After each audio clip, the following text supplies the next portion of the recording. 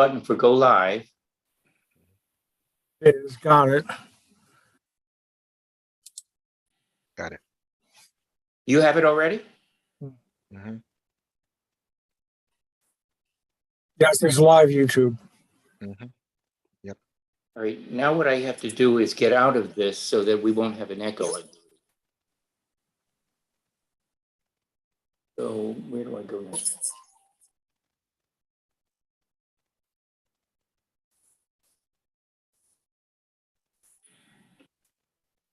I don't know how to do that.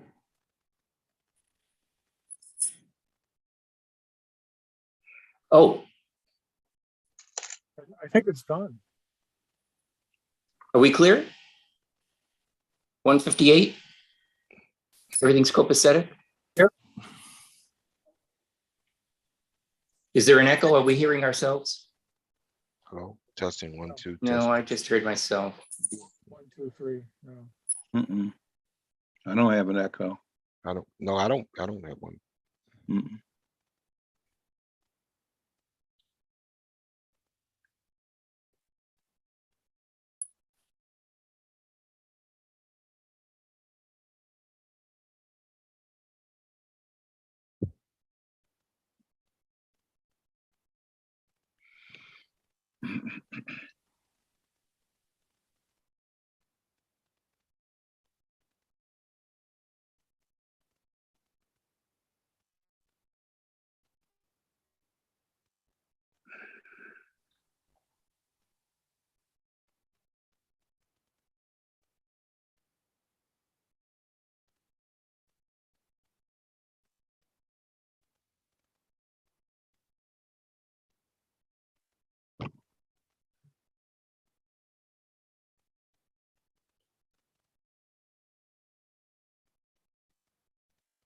Hi, neighbor, and I do mean you.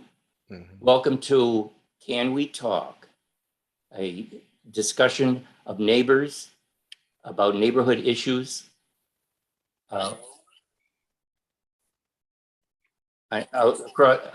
Over the backyard fence. Now you're telling me you can't hear that echo? All right, that's great. Let's just proceed. The discussion today, the topic for today is the culture and history on U Street and the threat to it by recent plans for development. The recent, the mayor has announced a meeting, a public hearing on Thursday next week, July 14th at 6:30 at the police station and the police station, 1620 V Street, to discuss the surplusing of the property. It's considered one of the largest public parcels in the city left. And there are plans for development, and we want to watch it carefully because we know that development may lead to unwelcome consequences in massive gentrification and displacement of current residents.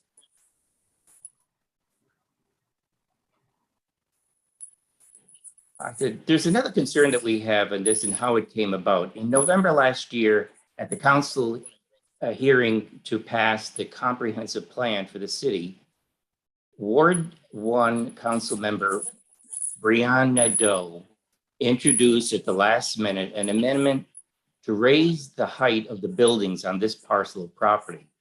And we know that there'll be developments all up and down the U Street corridor, so this is only the beginning.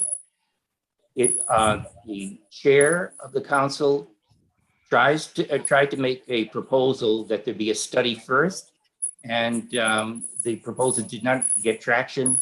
They said they were in a hurry, but his position was that the proposal for building was too high, not in context, and too sudden, is that there wasn't enough time for discussion of it. But it passed anyway, so that's what we're dealing with. And that hearing will be coming up on Thursday next week at 6:30. We encourage you to go ahead and visit it. So that's the provocation for our discussion today about the impending loss of the Black history and culture on U Street.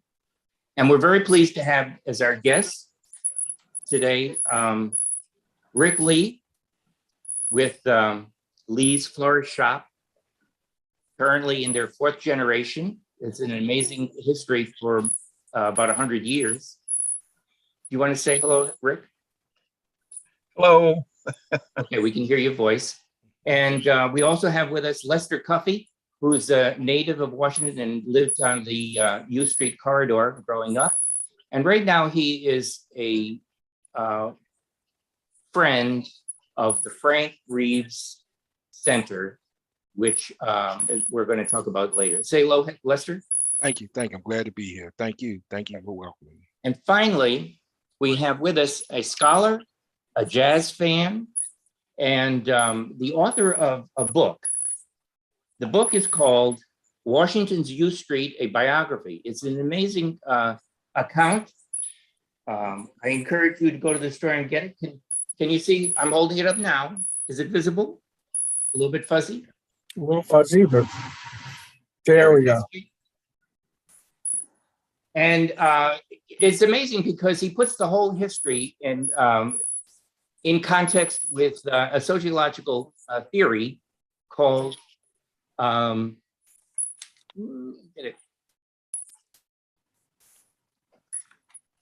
creative crucible. I'm sorry to stumble over this.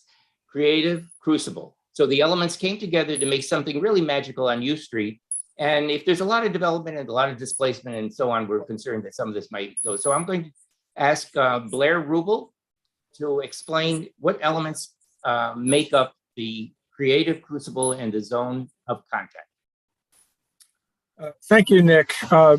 The idea when I started thinking about writing about U Street, it suddenly occurred to me that there are several neighborhoods and cities around the world that play this creative function, and they tend to be areas where different groups come crashing together for different purposes. And that can create tension, but it also leads to creativity as individuals and groups try to figure out how to make their lives work with one another.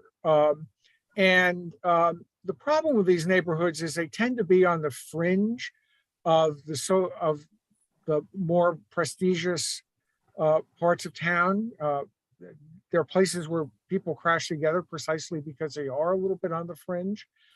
And reformers always look to get rid of them because they tend to be a little bit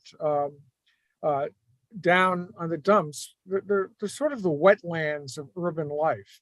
And like wetlands are incredibly vibrant and vital and creative, and they produce life. But also like wetlands, they don't always make for pretty pictures. So they become targets of redevelopment. Now, I finished the book 12 years ago, and I ended with a question. The U Street I wrote about of 100 years ago was just such a neighborhood. And it was such a neighborhood because it not only had clubs, but it also had places where creators lived. Artists, painters, dancers, musicians lived in the neighborhood. And my question was, moving forward, would U Street still be the kind of neighborhood where creators could live? And I have to say, unfortunately, a dozen years later, I think we have our answer, and it's not a happy one. So the lands that are under consideration for redevelopment now are really the last opportunity to create and sustain a U Street that will allow people to create. And the danger is in the short-term effort to maximize profit, that you're literally killing the proverbial goose that lays the golden egg. That without the people who create the culture that's being consumed, the neighborhood over time and sometimes rapidly loses its rich potential. I was really impressed with the fact that many of us are familiar with the Harlem Renaissance up in New York during the 20s.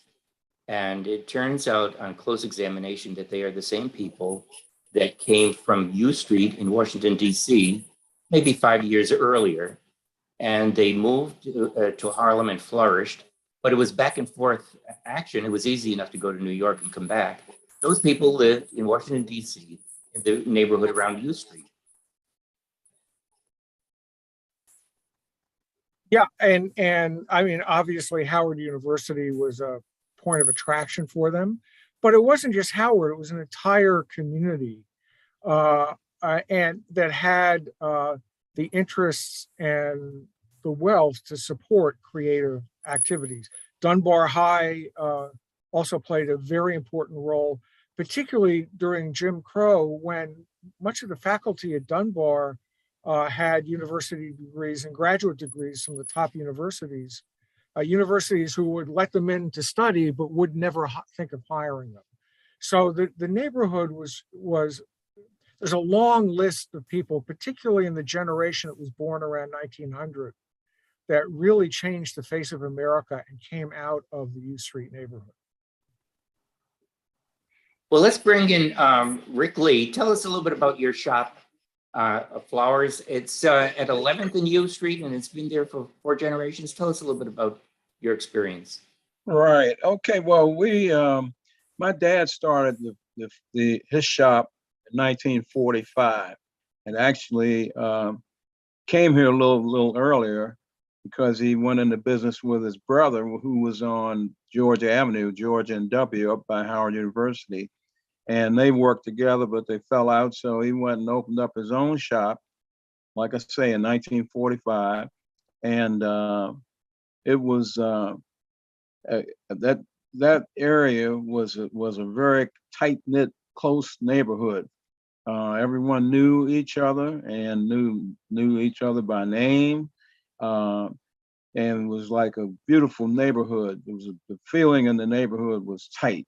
Everybody looked out for each other, just like any other neighborhood, like neighborhoods you see in the suburbs now.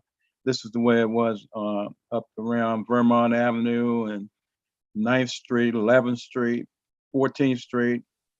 It was a mix, though, not only of folk, just regular folk who had jobs, but also the businesses. So at one time, there were like 300 Black-owned businesses in that area, and all kinds of businesses, printing companies. There were several printing companies, and there were theaters, there were clubs, and folk, came from all over the area to frequent these businesses because they didn't have them anywhere else. They didn't have that kind of diversity that they had on the U Street corridor. And so it was a very festive place, a good neighborhood, lots of stuff going on. Like we had in the summertime, we had parades every Saturday. Different people would put on parades up and down U Street. And and back in the day, if you came up on U Street, you had to be dressed. You had to have your suit on, and women wore their high heels and all that good stuff. It was just a unique place, and I grew up in that atmosphere. I went to the school where they now have the Civil War Museum. It's called Grimke School. So I went to that elementary school back in the 40s. Well, it's interesting to hear you say that. Blair writes about this. He quotes somebody saying, "You were privileged just to be in the vicinity. U Street was the kind of neighborhood where parents dressed their kids up to go outside to play." And that's true. You remember that yourself. I remember that. Yes, I was right in that era. That's the time I came up, and that's right. That's a fact. You didn't come up on U Street unless you were presentable. Lester, I think you were telling me the same thing. Yeah. Thank you, Nick. Well, let me just say welcome to audience, and I want to introduce myself. My name is Lester Cuffey. I'm a native Washingtonian, former ANC commissioner. Grew up in Washington, D.C. I'm currently a board member of the Friends of the Frank Reeves Center, and I want to encourage people to go online, and we have a petition in an effort to save the Reeves Center. Right now there are 2 developers that are veering for the center, and what the developers want, they want, like many developers, they want to tear the building down and create condominiums. The Friends of the Frank Reeves Center, we're a 501c4 tax-exempt nonprofit organization. We were established in 2014 to address the concerns of the tenants of the Frank Reeves Center, municipal affairs, and the surrounding business community, as well as district residents regarding the, saving the building. Our organization mission, the Friends of the Frank Reeves, our mission is to advocate and to lobby for the highest and best use of all District of Columbia government-owned properties in behalf of the district residents. As I said earlier, we, the Friends, we submitted a unsolicited proposal to the mayor's office, to DECAA, and our effort is to restore and upgrade and modernize the exterior and interior of the building. We plan to create a concierge management operation. Well, let me ask you a question. I don't want to interrupt you, but Yeah. I know there were presentations made for development of that building, and where are they now? I thought that perhaps the whole thing was over. It's not over? No, it's not. Far from it. Far from it. As I said earlier, but right now the DECAA, Deputy Mayor's Office, is considering two developers. We, the Friends, submitted a proposal in March. We were the first to submit a proposal in March, unsolicited proposal. It's a 100-page proposal. The Mayor's Office is considering two proposals by two developers. I don't want to give the names out, but those two proposals seek to tear down the building, to produce condominiums, and with the thought of retail. But let me just say this to you, as an affordable housing advocate, because I have a long history of affordable housing, goes back almost 2006. Most of us advocates for affordable housing, we know already that when developers come in, developers make promises, like Thomas make promises. Okay, Thomas make promises, and in many instances, developers do not keep their promises when it comes to local hiring, when it comes to subcontracting out to minorities, or i.e. Blacks, local community people. The author, Blair, Mr. Blair, and they don't keep their promises, and there's no way to enforce it. There's nobody that the city does not go back and check over. They don't. And I don't want to be talking in a vacuum. Basically, Kathy Patterson, a former council member, I think a couple years back, produced a report, and from the city government, it said that, number one, the city has very little oversight when it comes to developers, and when it comes to developers enforcement. As a matter of fact, we just had a primary election here in DC, where Councilmember Trayon White and Council member Robert White and the mayor, Mayor DeBee, that was the topic of discussion: the lack of affordable housing and the lack of enforcement when it comes to the developers. So we, the Friends, are seeking to protect the Frank Reeves building. I want to encourage those who are listening to this to go online and just go to Friends of the Frank Reeves Center at Gmail. We have a petition. Our petition seek to preserve the building.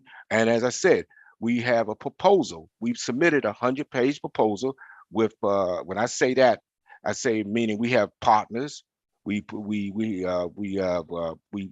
have a major architect firm, McKinsey & McKinsey, which is a major Black architect firm, and we also partnered with a major Black law firms. So we're very serious about preserving the building, about preserving the history of the U Street.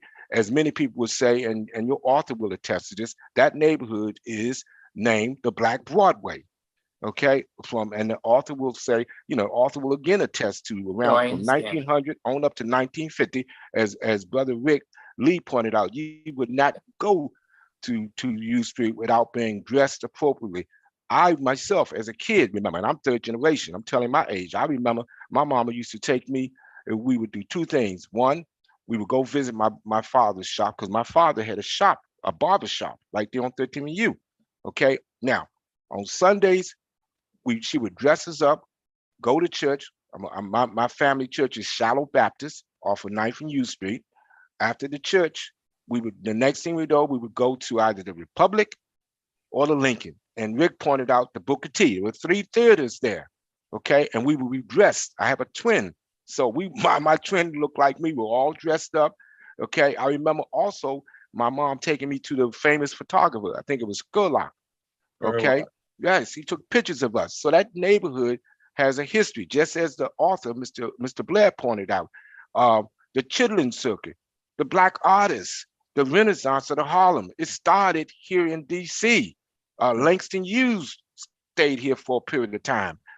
Duke Ellington. When people talk about amateur night, it started here in DC. The Howard Theater was the beginning of it all. 1910. The Apollo came later. We have seen events that have interrupted the culture on U Street, and then including, for example, the riots in 1968, which left the streets devastated, and even the construction of the metro, which really ripped up the street for a decade. And it's a wonder that the stores survived. I remember reading a short section in Mr. Ruble's book on U Street that one shop went out of business about a month before they opened up the metro station on U Street. So these things are upheavals, and they're difficult to survive. But there is a Blair. Do you want to? Yeah, Nick, I want to pick up a little bit on something that Lester's been talking about. Oh, please. You know, the problem isn't developers. Developers are going to maximize their profit. The problem is public policy and public administration. Unless you can have, developers come in, there are cases in Shaw where they've signed community development agreements. They make all sorts of promises. They aren't kept, and no one enforces it, because the idea is the developments happen, so what? Now, if it's a public policy decision, if the decision is we're going to raise the height of buildings and let developers come in, they're going to do what they do. They're going to build condominiums in order to maximize their profit.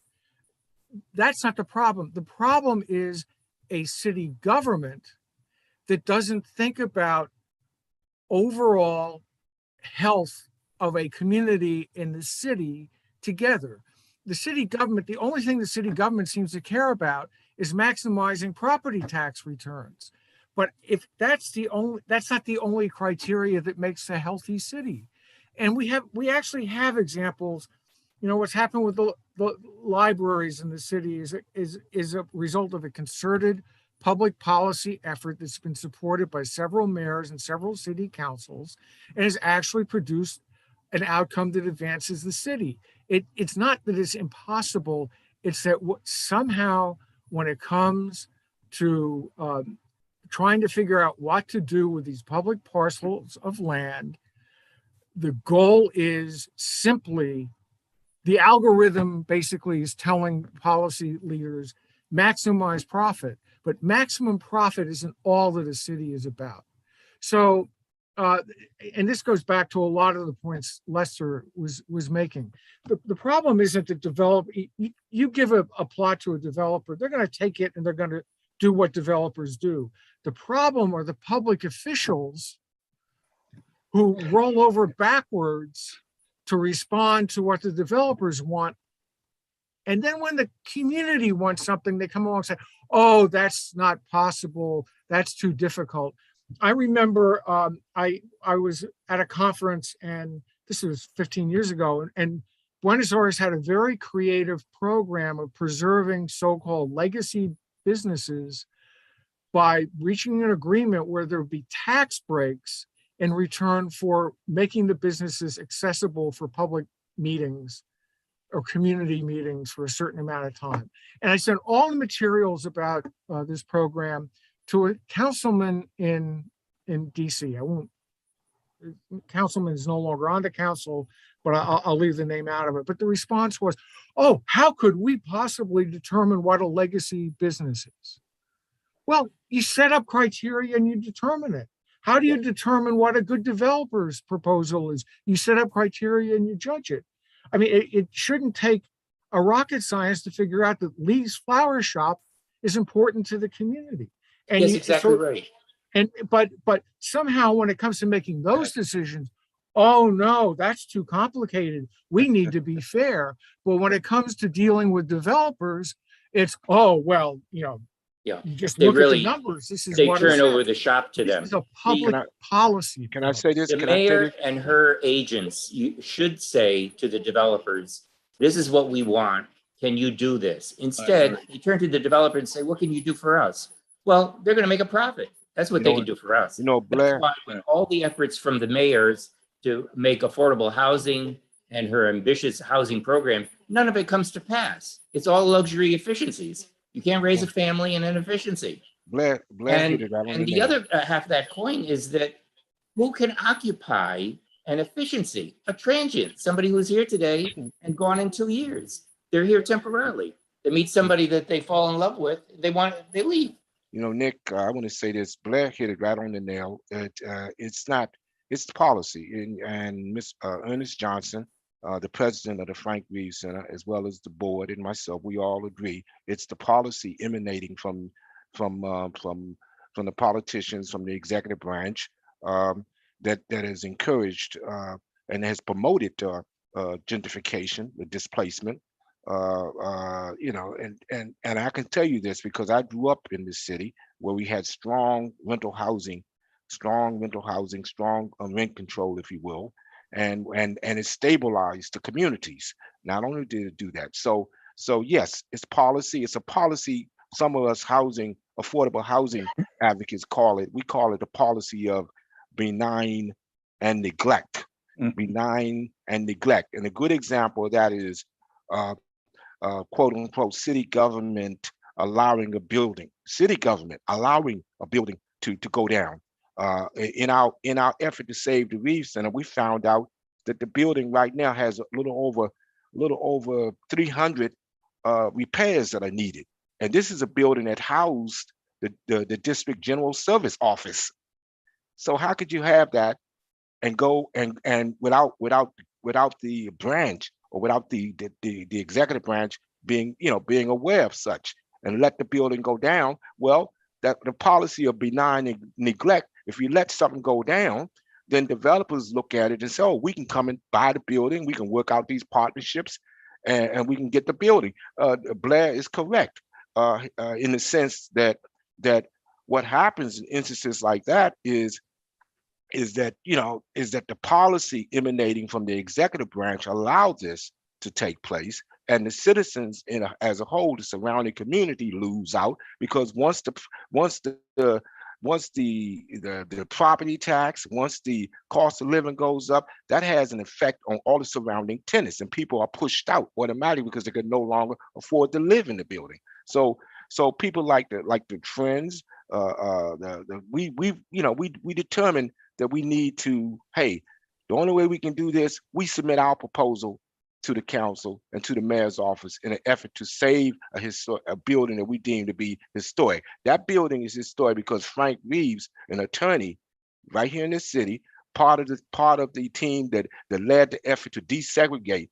Most people think of Well, and Thurgood Marshall. one of the factors here is that they don't consult with the community. There's a certain wisdom in the community that they ignore. And this really is distressing to see the comp plan pass in November, where they actually curtail community engagement. But if the mayor would ask you, Rick Lee, what would help your business on U Street, what would you tell her? Okay, well, I'm glad I'm glad to get in here somewhere. But I have an idea that I proposed to the mayor when she ran for election in the first place. I told her that I thought that one of the biggest issues in the city was the parking piece, which is when you don't have anywhere to park, how you going to do business with the local merchants? When you look at places like Silver Spring, where they have free municipal parking after 6:30, and people can, after they get off from work, they can go up there and park free, and they can shop at all those stores up there. We should have the same thing in the U Street corridor. Now, if that parcel of land where the police station is and the firehouse is going to be on the chopping block, then I think that we ought to put a municipal parking building up and after hours, like I say, after 5, 6 o'clock, make it free. Then all those people around that area will profit from that. Like the people in Adams Morgan, you can walk to Adams Morgan, you can walk up and down U Street, you can hit those businesses on 9th Street, Little Ethiopia they call it, and all those businesses around there would profit from this building, parking building. So it sounds simple, but it ain't that simple because they won't do it. So I put this out to the mayor. The mayor's a good friend of mine too. I love her to death. I hope she stays mayor forever. But she didn't hear me because I keep saying it everywhere I go. I tell everybody we need that municipal parking building somewhere and that's neutral where people can walk. You know what I mean? Or they can jump on the subway, like the people in Logan Circle. They can walk up there. The people on 14th Street. It makes sense to me. I mean, it's so simple, and the city will make money off It's of it. interesting that you could love someone to death. She I do doesn't seem what? to be affected by your love. Well, No, listen. but Rick's right. But Rick's right though. Rick's right. You're right, Rick. And also, let me jump in here one more time, No, please. and then I'm gone. The Reeves Center is a beautiful building. And it could be mixed use. Yes. Nobody would have a problem with that. Keep some of the retail, have some retail in there, have some residents. I don't know how you work it, but you work it somehow or another. It's a big enough building to do it. The building's not that old, so it doesn't need to be torn down. It needs to be redesigned, okay, so that it helps a lot of people.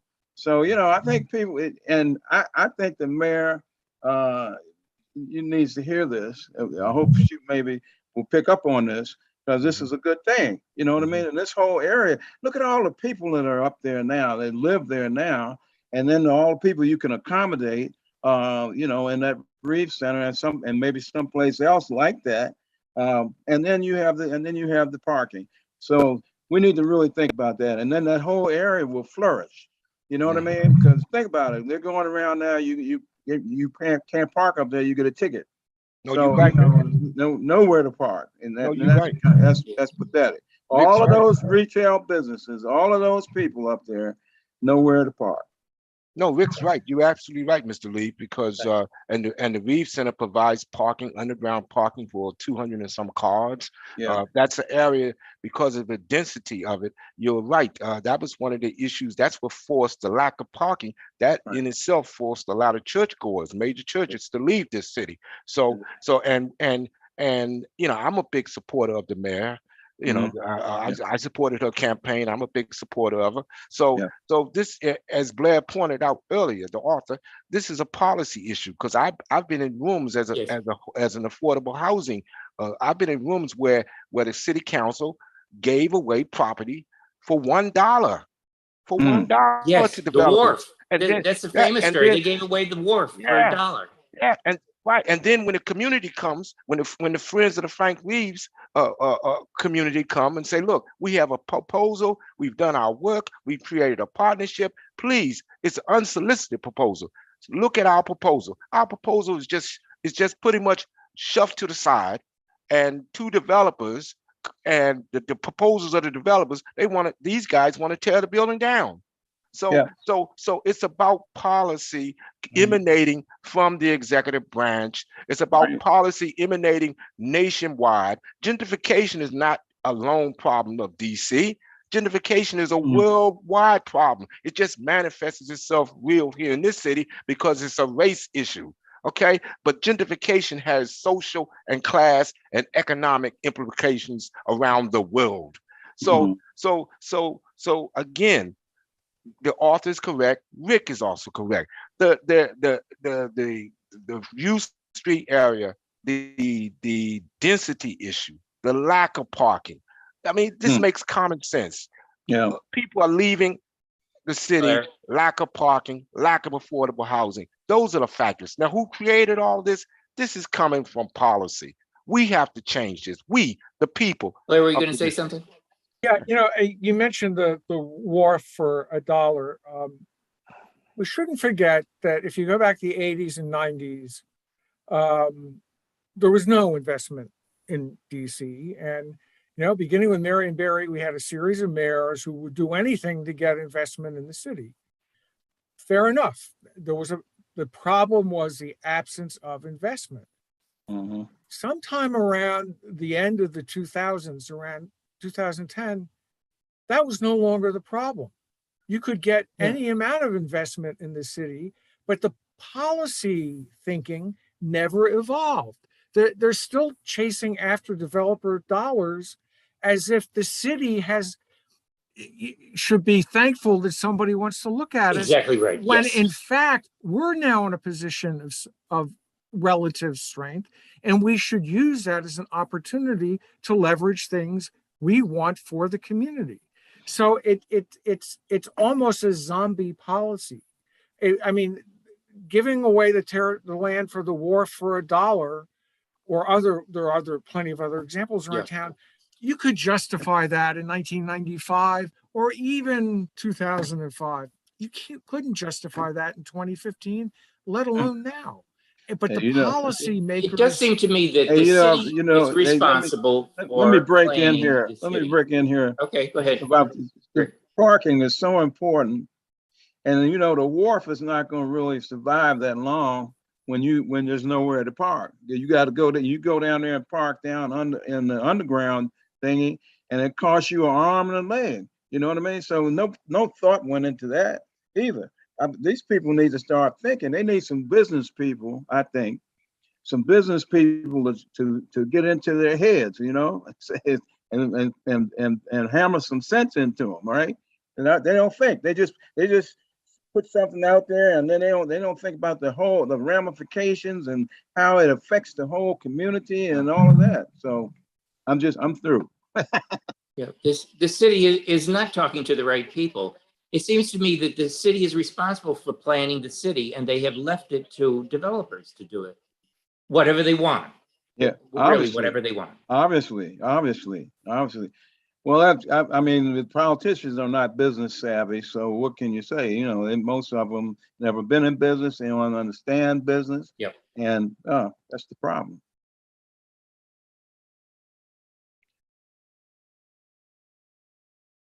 Yep. I don't know. Okay. No, I mean, I think Rick has pointed out just that, as well as to Mr. Blair. I mean, this is all about policy. This is all about change. This is Mr. Cuffey from the Frank Reeves, Friends of the Frank Reeves, and this is all about policy. I've seen it played out over and over again. I've seen the changes. I'm a native Washingtonian, and I remember, as I said, Nick, I remember when you couldn't get elected in the city if you didn't have the support of the churches, if you didn't have the support of working people. There are several factors that elected people in this city. Congress, number one, Congress used to dictate politics in this city. Number two, the Board of Trade used to dictate. Number three, the Washington Post. And number four, the police and the judges. And number five, now the developers. And the last people that dictate politics in this city are working people, working class people, the unions, the unions. And I put it in that order. And you hear what I say, the last people, but they generally, and I pointed out to you earlier, you could not get elected in this city. There was a council member who ran 3 times. His name is John Ray, and he could not get elected in this city. And every time he got defeated because he did not have the support of 80% of the renters. It used to be 80% of this people in this city rented. It changed. The policies emanating from the bow tie man, Anthony Williams, that's what we called him, the bow tie man, and then subsequently Adrian Fenty, the bicycle man, and now we have Muriel Bowser. So where do we go from there? So it's all of these people bring policy in, and don't get me wrong, I'm not, I'm like this. There must be a balancing act. Yes, we want developers. Come, developers. We want you to develop. Yes, we want to develop. Yes, we appreciate all this. But at the same time, there has to be a balancing act. You have to recognize the local native people and our interests, i.e. the Frank Reeves Center, all right? And the people living in and around that neighborhood. What do we want? we in 2014, we've been involved with the Frank Reeves Center since 2014, when there was an effort on the part of Acreage Inc. to try to tear down the building, and they produced a proposal. And at that time, Council Member Muriel Bowser supported us, and we had a hearing. Over 300 some odd tenants showed up, people, and we defeated the acreage land deal swap. Okay, so we've been involved in this effort for that length of time, and the bottom line now is, with the support and with the leadership of Ernest Johnson, the president of the Friends of the Frank Reeves, we were able to put a petition online. We're encouraging people to go online and just put, go to the Friends of the Frank Reeves Center at gmail.com and give your support, put your signature. I think we have like a little over 300, 400 signatures already. So that's the Friends of the Frank Reeves Center at gmail.com. Give us your support. We have a proposal, and this is basically a response to policy. We're not against developers. We just want a balancing act. As Rick, and I don't mean to speak for Rick, and I don't mean to speak for the author, but I've seen this as a the problem is parking. The problem is the lack of oversight regarding development. The problem is policies that don't juxtapose, if you will, themselves or consider the local working class community. People who right now are struggling. Middle class Washington is struggling in this city because this has become the most expensive city along the East Coast.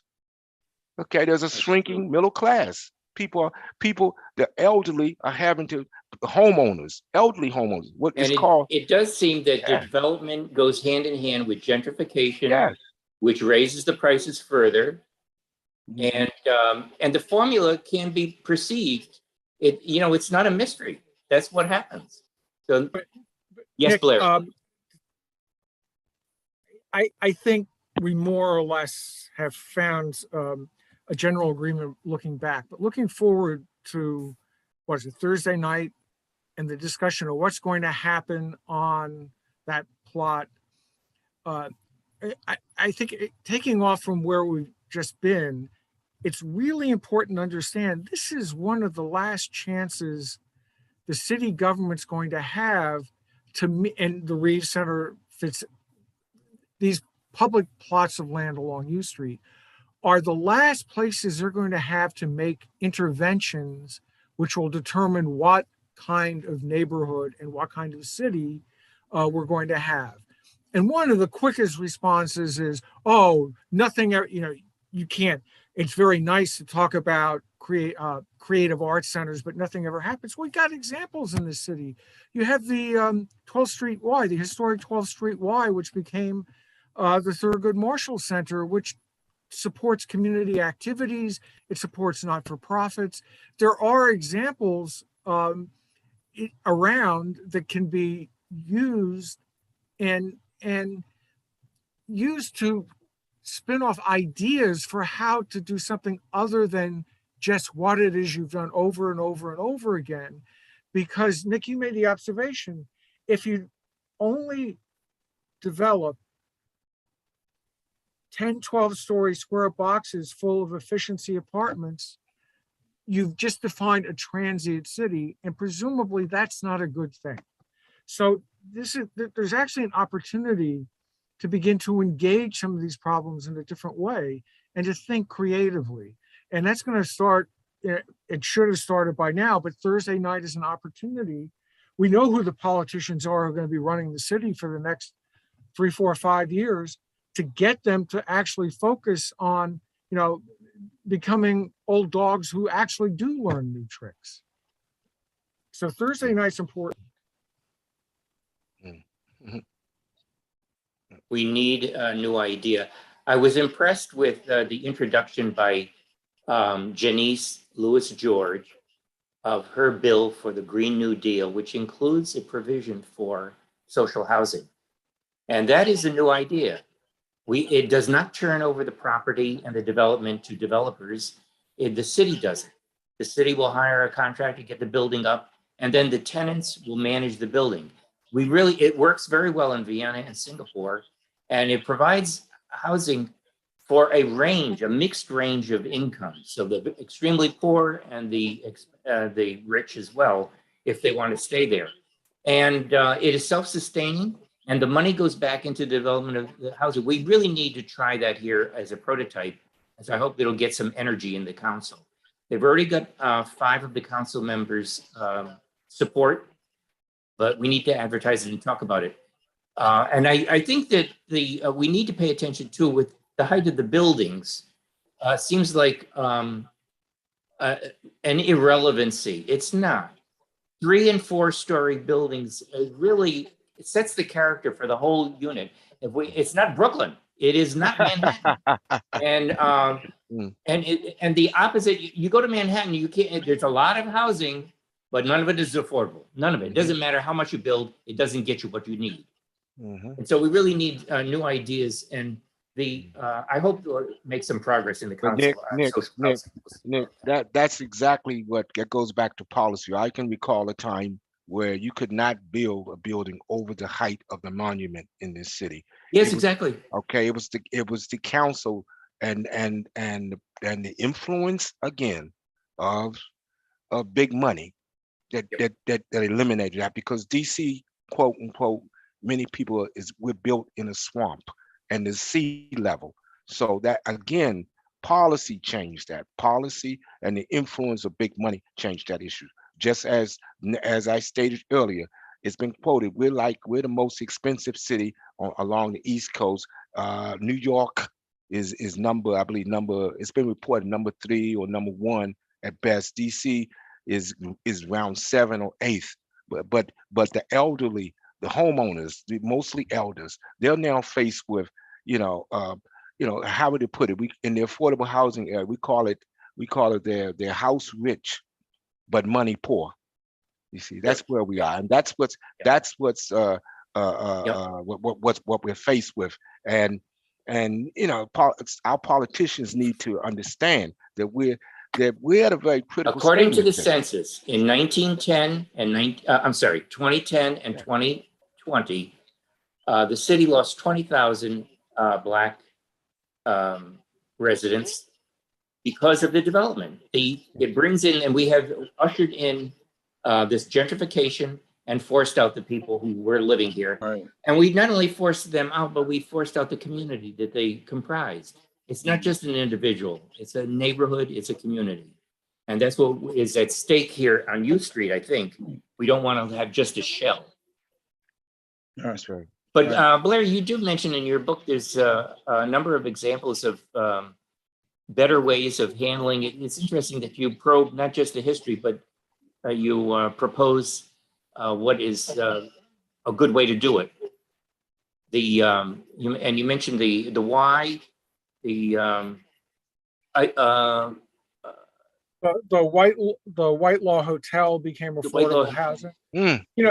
Those projects happened though before this, or just as the metro opened up.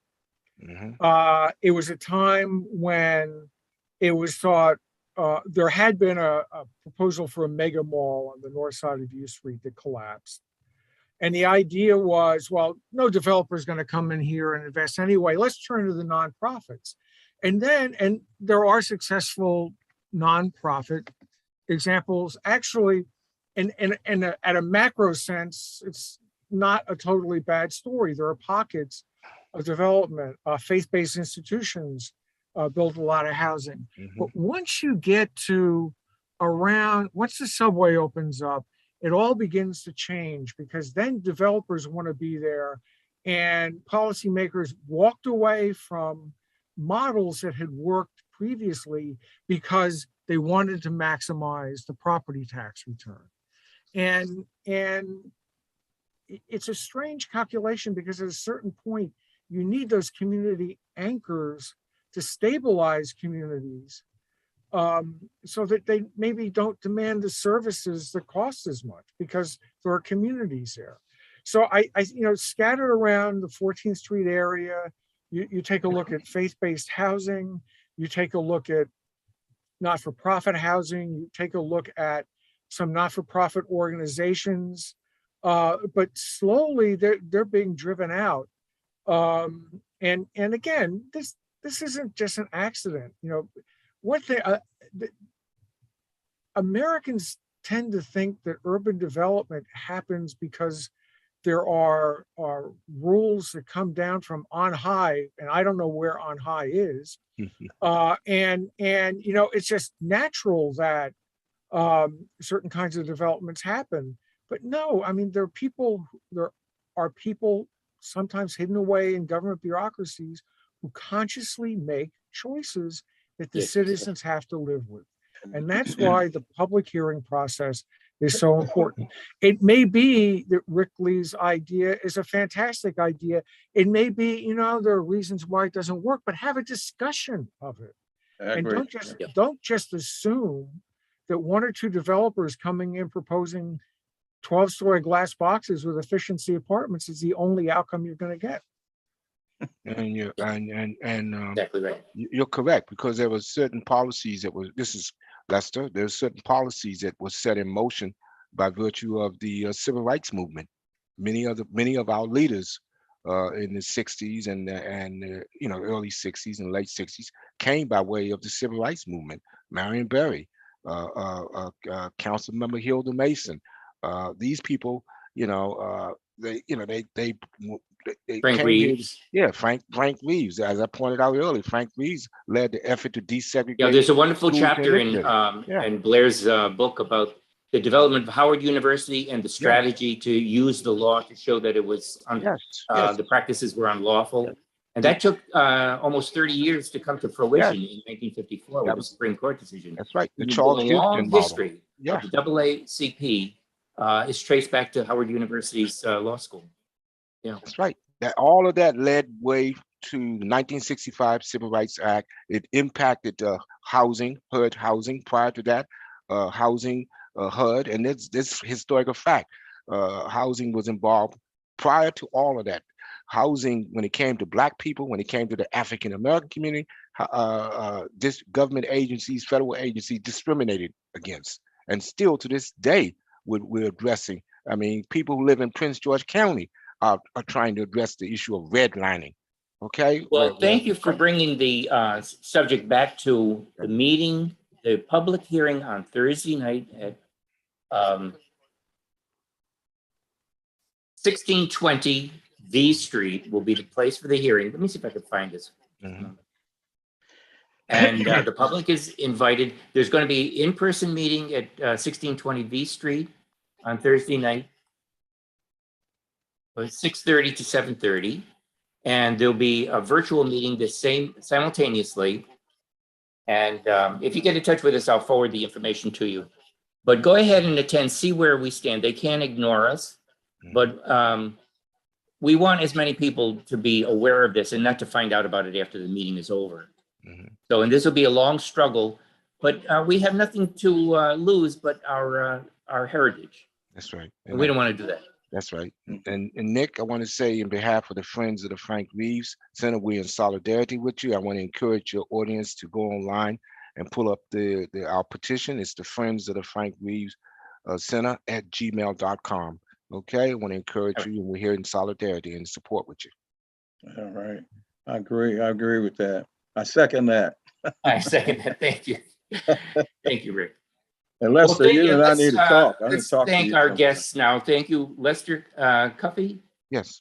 From the Frank Reeves Center. And thank you, Rick Lee from Lee's Florist. And thank My you, pleasure. Blair Ruble, for your magnificent work called Washington's U Street, a Biography. And it is. Yeah. it- All right. it's, Where's that book it's available? Is that book a available? wonderful. You can get it on Amazon. Used to be you could go to bookstores, but you can get it on Amazon quite easily. I got mine on Amazon. Thank you. You're absolutely right. Okay.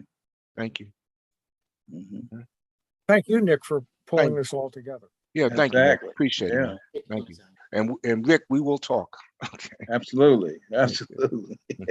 All right. Thank you, our guests. And it's my pleasure. Let's do it again. Let's all go to the meeting on Thursday and then come back here and talk some more. All We right. Sounds have control over the English language at least.